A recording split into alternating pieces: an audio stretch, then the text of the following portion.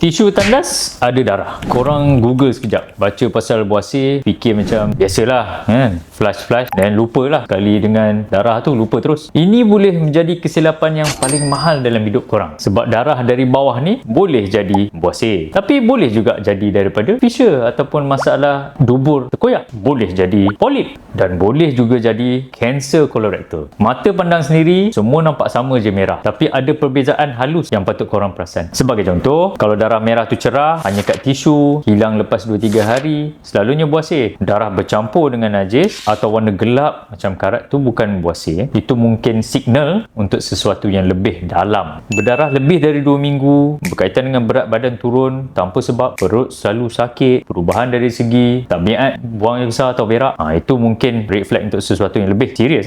Yang menakutkan pasal kanser kolorektal peringkat awal, simptom dia sama macam buasir. Ramai tertipu sebab tu, sampai dah lambat baru tahu ataupun baru nak mencari penyelesaian. Kalau berdarah, jangan teragak-agak, dapatkan pemeriksaan ringkas daripada doktor pakar.